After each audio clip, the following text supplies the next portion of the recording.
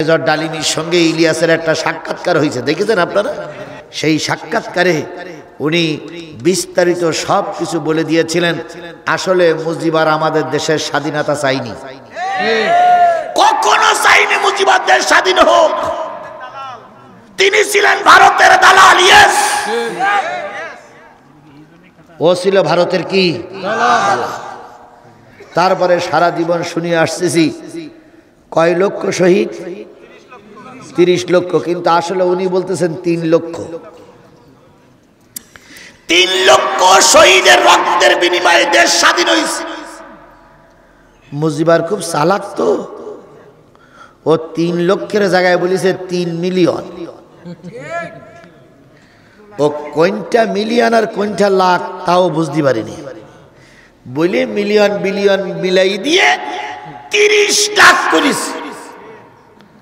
তারপরে মেজর ডালিম বলতেছে 2 লক্ষ মা বোনের ইজ্জত নষ্ট হয়নি, কয়েক শত বা কয়েক হাজার মা বোনের ইজ্জত নষ্ট হয়েছে। আমার সামনে এসেছিল মাত্র 2 জন বোন, যা আমাদেরকে ধর্ষণ করেছে পাকিস্তানের সেনারা। তাহলে 2 জনের থেকে 2 লাখ, আর 3 লাখের থেকে কয় লাখ? 30 লাখ। এরা সম্পূর্ণ মিথ্যুক। কথা বলেন, কথা বলেন, কথা বলেন। এরা সম্পূর্ণ মিথ্যুক। আর যেই ব্যক্তি মিথ্যা কথা বলে জাতির এত তোর নিচে না বলো, সেই ব্যক্তি আর যাই হোক জাতির পিতা হতে পারে না। আর যাই হোক কি হতে পারে না? জাতির পিতা হতে পারে না। এই জন্য আমরা সকলে এখন বলতেছি জাতির পিতা ইব্রাহিম, জাতির পিতা ইব্রাহিম, শেখ মুজিব ঘোড়ার ডিম। কথা কি বুঝে আসছে? তাহলে একটু স্লোগান দিয়ে বলেন তো, জাতির পিতা সবাই মিলে বলেন, জাতির পিতা শেখ মুজিব ঘোড়ার ডিম। মেজর ডালিম বলেছিল আমি সব কটারে মারলাম, 2টো রেখে গেলাম, পরে বসবা। আমরা বিগত 15.5 বছর হাড়ে হাড়ে ঠিক পাইছি যে কোন রক্তের রক্ত। কথা বলেন, কথা বলেন, কথা বলেন। সুতরাং এই রক্তর গ্রুপ আর বাংলাদেশে মাথা উঁচু করে দাঁড়াক, এটা আমরা কখনো মেনে নেব না। জোরে বলেন মেনে নেব, আরো জোরে বলেন মেনে নেব।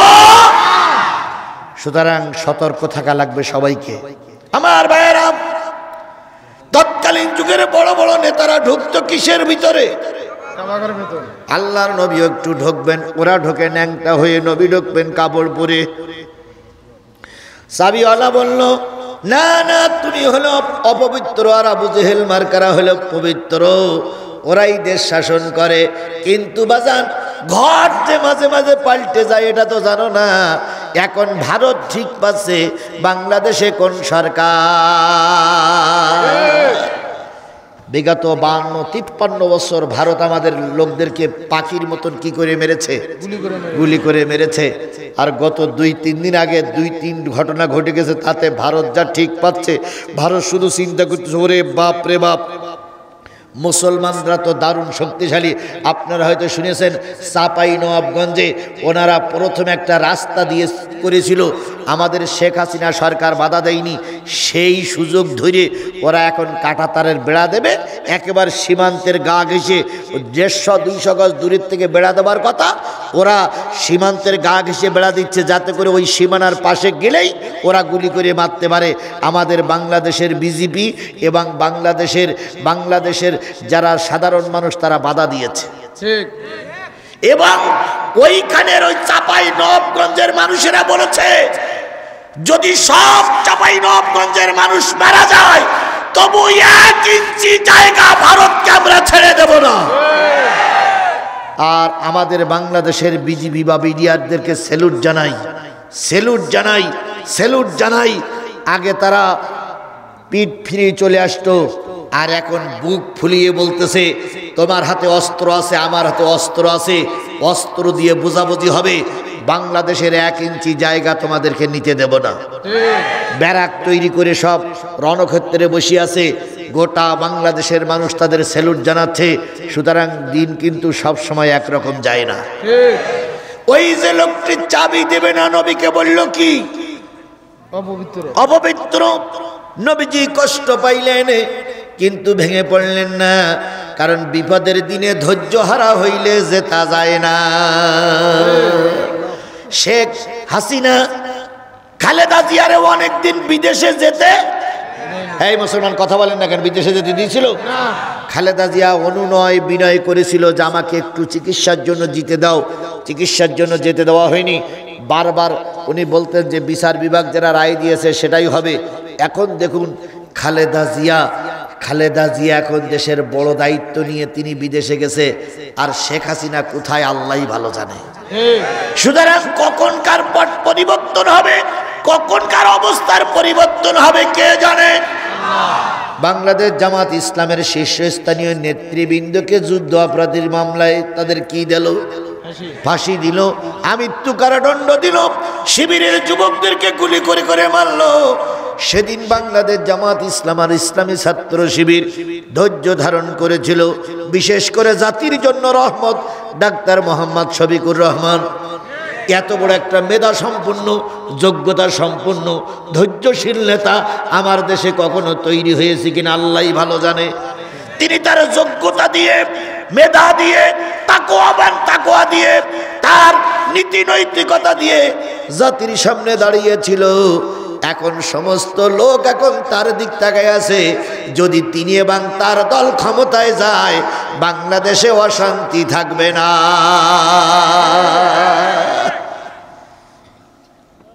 চিন্তা করতে পারেন, আজকের মিডিয়ায় দেখলাম, শুনলাম যে বর্তমান যিনি আমাদের দেশের সরকার প্রধান, কি নাম? কেয়ারটেকার তত্ত্বাবধায়ক, কি তত্ত্বাবধায়ক না, তত্ত্বাবধায়ক সরকারের যিনি প্রধান, তিনি গত 2 দিন আগে ডাক্তার মোহাম্মদ শফিকুর রহমানকে ডেকে একান্ত গোপন বৈঠক করেছে। এটা 2 দিন আগের ঘটনা। একান্তই গোপন বৈঠক তাদের সামনেই হয় যারা আগামীতে ক্ষমতায় আসবে বলে ধরে নেওয়া হয়। কথা বলে ঠিক না বেটি? এই জন্য ডাক্তার মোহাম্মদ ইউনূস জেনে গেছে, ভারতও জেনে গেছে, বাংলাদেশের 18 কোটি মানুষ জেনে গেছে আগামী সংসদ হবে টুপিওয়ালাদের সংসদ, আগামী গণভবন হবে টুপিওয়ালাদের গণভবন, আগামী রাষ্ট্র হবে টুপিওয়ালাদের রাষ্ট্র।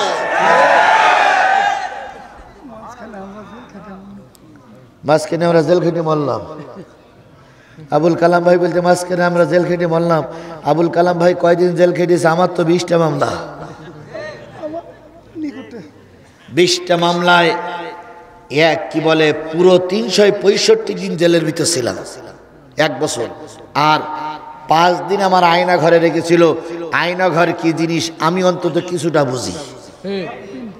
সুতরাং আয়না ঘর আমাদের দেখা শেষ, জেল জুলুমের পর্ব দেখা শেষ। এখন দেখতে চাই কোরআনওয়ালাদের বাংলাদেশ। এখন দেখতে চাই কিসের বাংলাদেশ?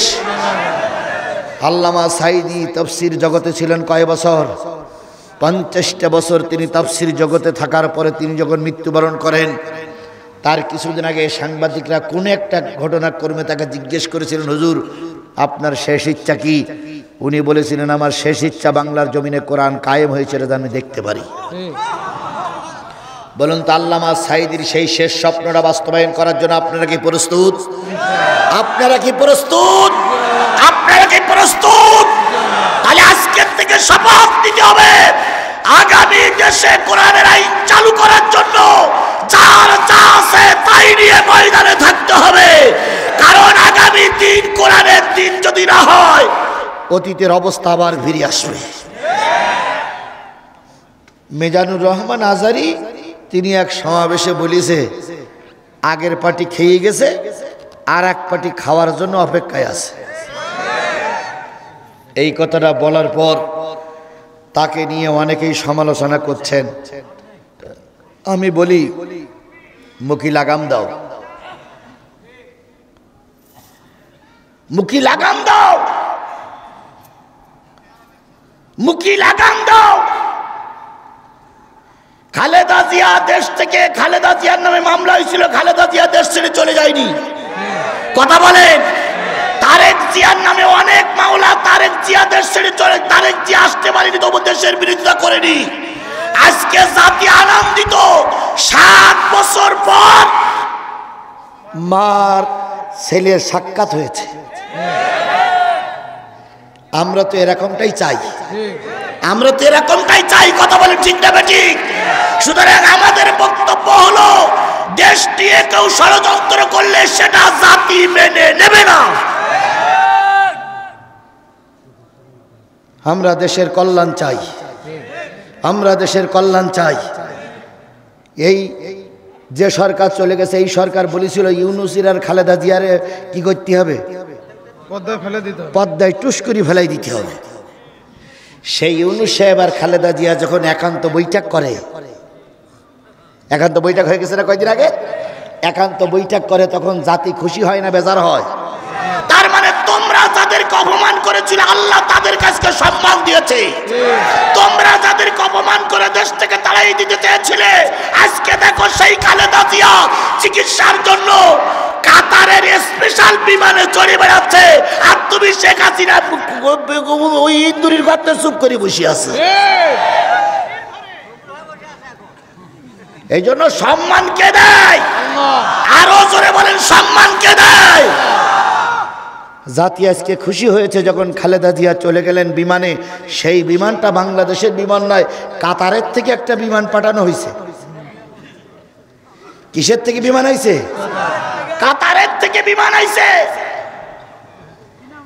সেই বিমানে চড়ে সাবেক প্রধানমন্ত্রী, আল্লাহ তাকে সুস্থ করে আমাদের মাঝে আবার ফিরে আসার তৌফিক দান করুক, তিনি কাতারের একটা বিমানে চড়ে গেছেন চিকিৎসার জন্য। সুতরাং নিজেরাই যদি অনেক কিছু করতে চান, বুঝে রাখবেন আল্লাহ না দিলে কিছুই হবে না। ঘন ঘন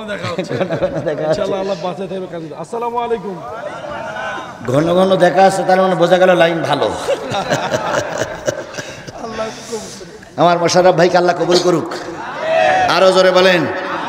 বিপদের দিনে সামনে প্রশংসা করা ঠিক না, সামনে প্রশংসা করলে তার মুখে ছাই দেওয়া হয়, কিন্তু বিপদের দিনে 2-1 কথা বলার মতন ছিল।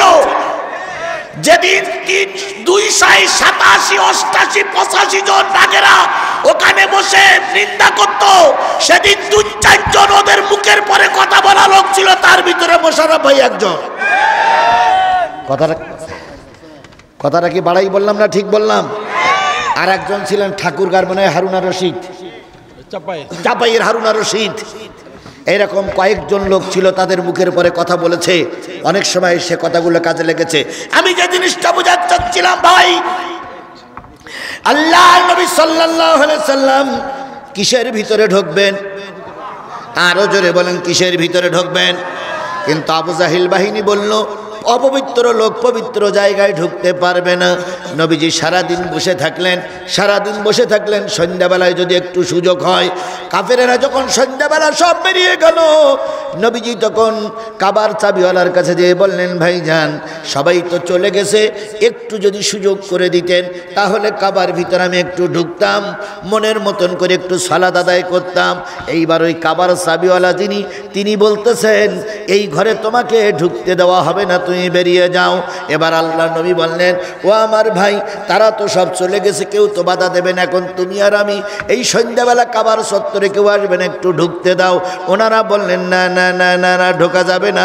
আল্লাহ নবীকে কাবার ভিতরে ঢুকতে না দিয়ে ওই 3 নম্বর ছাগলে যায়।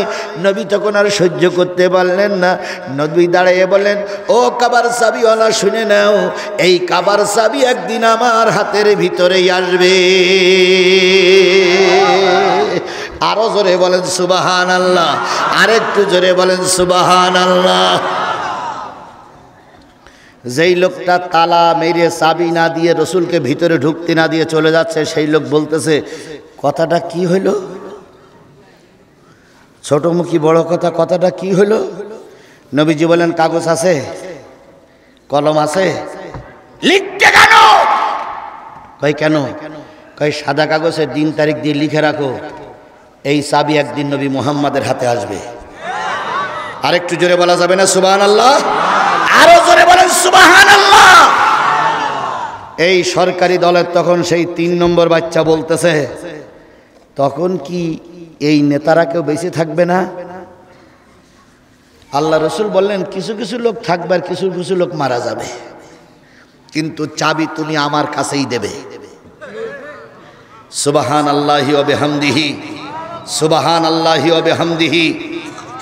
খালেদা জিয়াকে যখন গতকালকে না কবে যেন ওই যখন বিমানে যখন চড়াচ্ছিলেন, তখন একজন সাংবাদিক নাকি কয়েকদিন আগে জিজ্ঞেস করছিলেন যে আপনার অতীতের সরকারের ব্যাপারে আপনার মন্তব্য কি? খালেদা জিয়া বলছিলেন যে যেটা হয়ে গেছে ওটা নিয়ে আর কিছু বলার দরকার নেই। সাংবাদিক জিজ্ঞেস করছে, ম্যাডাম আপনাকে ঘরের থেকে বের করে দিল, এক কাপড়ে বেরিয়ে আসলেন, আপনার ঘরের লাইনের তার কেটে দিল, আপনি প্রতিশোধ নেবেন না? তখন খালেদা জিয়া বলেছিল, যারা দেশপ্রেমিক হয় তারা প্রতিশোধে বিশ্বাস করে না। এর নাম হলো রাজনীতি। কথা বলেন ঠিক না ঠিক?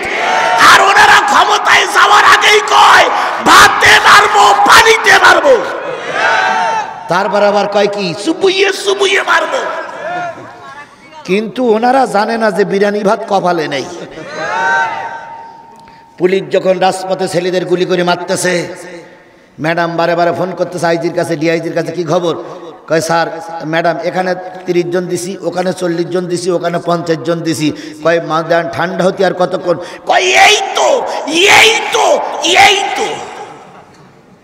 ম্যাডাম তখন বলল, সালা সালা ওদিক হলে এ কর, বিরিয়ানি চাপাই দে।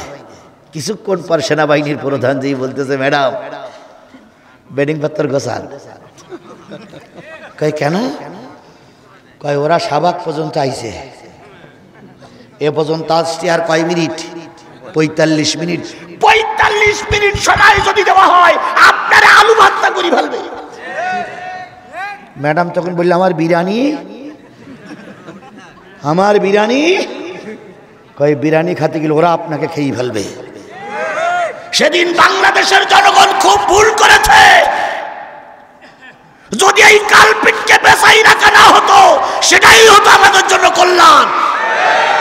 এখন বিদেশের মাটিতেই বসে মাঝে মাঝে কলকাটি নাড়াদের স্যার বলছে, আমি এসে গেলাম এসে গেলাম এসে গেলাম, তা আসবাই তা পালাইলে কেন? খালেদা জিয়ার নামে মামলা হয়েছিল, পালাইছিল? বাংলাদেশ জামাত ইসলামীর শীর্ষস্থানীয় নেতাদের ফাঁসি হলো।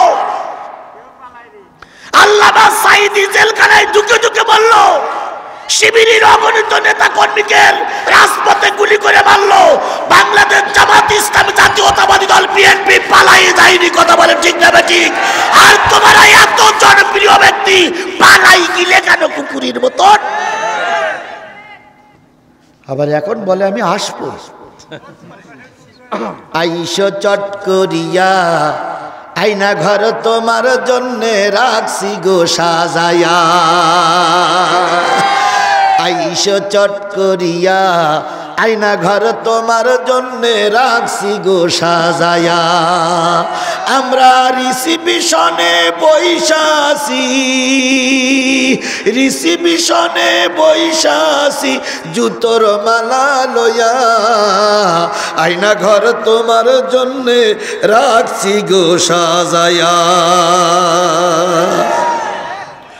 নির্বিচারে মারছ মানুষ ক্ষমতার লাগিয়া।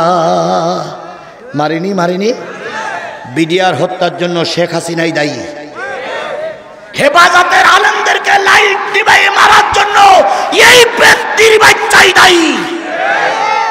আল্লামা সাঈদীর চাঁদে দেখাকে কেন্দ্র করে 300 লোককে গুলি করে মারার জন্য এই ফেরাউনের বাচ্চাই দায়ী।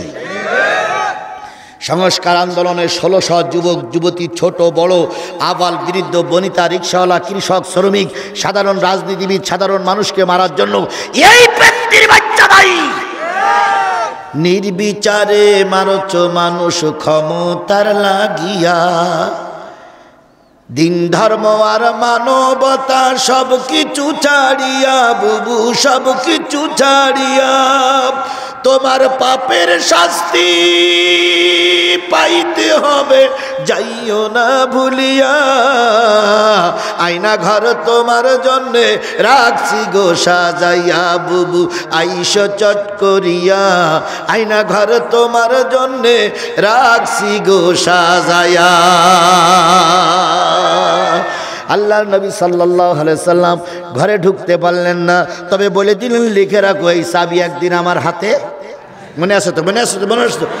কোন সূরার আলোচনা চলছে? সূরা নিসার কত নম্বর আয়াত? 2টা আয়াত। এবার আল্লাহর নবী কিছুদিন পরে মক্কা থেকে হিজরত করে কোথায় চলে গেলেন? মদিনায় যেয়ে থাকলেন 8 বছর। কয় বছর? 8 বছর মেহনত করলেন। 8 বছর মেহনত করে রসুলের দলে এখন 10,000 সাহাবী। একটু জোরে বলা যাবে না সুবহানাল্লাহ? আর একটু জোরে বলা যাবে না সুবহানাল্লাহ? কয় হাজার সাহাবী, কয় বছর মেহনত করলেন? পবিত্র রমজান মাসে 10,000 সাহাবী নিয়ে মক্কা বিজয় করে ফেললেন। বিজয় করে যখন মক্কা বিজয় হয়ে গেল, কাফেরেরা সব পলায়ন করেছে। আমাদের শেখ হাসিনার মতন পালাই চলে গেছে, কেউ বা আত্মগোপন করেছে, কেউ বা এখানে সেখানে ঘুরে ঘুরে বেড়াচ্ছে। আল্লাহর নবী বললেন, বেলাল এবার আজান দাও, কাবায় নামাজ আদায় হবে। কয় বছর মেহনত করা লেগেছে? 8 বছর মেহনতের পরে সফলতা দেখা দিয়েছে। সুবহানাল্লাহ। হযরত বেলাল আজান দেবেন বলে মদিনার কাবা ঘরের সামনে গিয়ে দাঁড়াইছে, দেখে তালা মারা। কি মারা? ইয়া রাসূলুল্লাহ, তালা মারা। নবীজি বলেন, এখনো তালা মারা? মক্কা বিজয় হয়ে গেছে তারপরে তালা মারা? ইয়া রাসূলুল্লাহ, তালা মারা। বলুন তো নবীজির পিছনে কয় হাজার? রাসূল সাল্লাল্লাহু আলাইহি সাল্লাম যদি একবার বলতেন তালা ভাঙ, কতক্ষণ সময় লাগতো? শুধু চোখের ইশারা করা পর্যন্ত যতটুকু সময়, তার আগে তালা ভাঙা শেষ। যদি বলেন কি করে সম্ভব? হযরত আলী রাদিয়াল্লাহু তাআলা খায়বারের যুদ্ধ করছেন। খায়বারের যুদ্ধ করতে করতে আলীর হাতের ঢাল ভেঙে গেছে। তো ঢাল ছাড়া কি যুদ্ধ করা যায়? ঢাল ছাড়া যুদ্ধ করা যায় না। তো ঢাল যখন ভেঙে গেছে তখন চিন্তা করতে, ঢাল না হলে তো যুদ্ধ করা যায় না, এখন ঢাল পাবো কনে? ওই যে কাফেরদের দুর্গ ছিল, দুর্গর এখান কপট ছিল নাকি 16 মণ করে ওজন। সেই কপটের আংটা ধরিয়ে দিয়েছে টান, এক টানে ওই কপট ছড়ে আসছে। ওই কপট উঁচু করে যে ব্যক্তি ঢাল বানাইয়ে যুদ্ধ করেছে, বলুন তো সেই ব্যক্তির কাছে তালা ভাঙা কোনো ঘটনা? নবীজি বললেন, বেলাল কি আলী কি খবর? কয় তালা মারা। কয় তাহলে তো সমস্যা, তালা তো ভাঙা যাবে না। কারণ তালা ভাঙাটা কার কাজ? জঙ্গির কাজ। তালা ভাঙাটা জঙ্গির কাজ, সন্ত্রাসী কাজ। কথা বলেন ঠিক না বেঠিক? ইসলাম জঙ্গি এবং সন্ত্রাসীতে বিশ্বাস করে। তালা ভাঙেনি থাক, তবুও তালা ভাঙা যাবে না, কারণ তালা ভাঙা জঙ্গির কাজ। ইসলাম শিক্ষা দিল মুসলমানরা জঙ্গিতে বিশ্বাস করে না। আর সাবেক সরকারের আমলে এখানে জঙ্গি, ওখানে জঙ্গি, ওখানে জঙ্গি, ওখানে। যশোরের পালবাড়ির একটা শিক্ষকের সঙ্গে আমার পরিচয় হলো। তিনি বললেন, হুজুর আমি জঙ্গির জব করে জানি না, অথচ আমার জঙ্গি বানাই আমার মেয়ে কটারে রিমান্ডে নিল, আমার স্ত্রীকে রিমান্ডে নিল, আমাকে রিমান্ডে নিল। আর চাকরি চলে যাবার আগেই আর একজন এসে বলল, আপনি মারা গেছেন, সেই জন্য চাকরিটা আমি নিছি। জীবিত মানুষেরকে মরা দেখাই চাকরি নিল, ওই লোক চাকরিতে সাইন করিনি বলে ও লোকের কি বানানো হলো? জঙ্গি বানানো হলো। এই জঙ্গি নাটক ওরাই তৈরি করেছিল। এখন আর জঙ্গি পাওয়া যায় না। এই 6 মাসের ভিতরে জঙ্গি গেল কই? হ্যাঁ, এখন জঙ্গি পাওয়া যাচ্ছে ওই আর টিভিতে। না না না না না, ওই ভারতের একটা শুকর কি কি কি কি ভারতের একটা টিভি আছে, কি টিভি? আর বাংলা। ওরে বাবারে, কি কি ও সংবাদ পড়ে লাভালাভি করে ব্যাঙের মতন। ওর নাম কি? ময়ূক রঞ্জন ঘোষ। শুধু লাভালাভি করে আর কয় এই হয়েছে সেই হয়েছে, জঙ্গি পাওয়া গেছে, সেই পাওয়া গেছে। গতকালকের আগের দিন আমার দেশের লোক বিজেপি ভারতের বিএসএফ এর মোকাবেলা করেছে।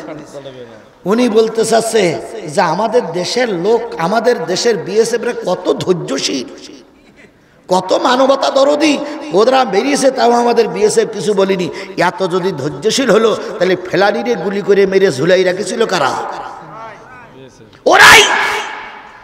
সুতরাং ভারত এখন বাকবাকুব করো, একমাত্র পৃথিবীর সবচেয়ে ধৈর্যশীল যে দল সেটা দলটার নাম ইসলামী দল।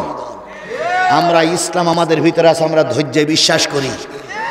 যারা আওয়ামী লীগের ভাইরা আছেন এক মিনিট চিন্তা করে দেখেন তো, আপনারা যে কায়দা আমাদের মেরেছিলেন, যে কায়দায় জিহাদির মাহফিলগুলো বন্ধ করেছিলেন, যে কায়দায় ভাইদের নামে মামলা দিয়েছিলেন, আমার নামে 20টা মামলা যে কায়দায় দিয়েছিলেন, ওই কায়দায় যদি আমরা আপনাদের ধরি,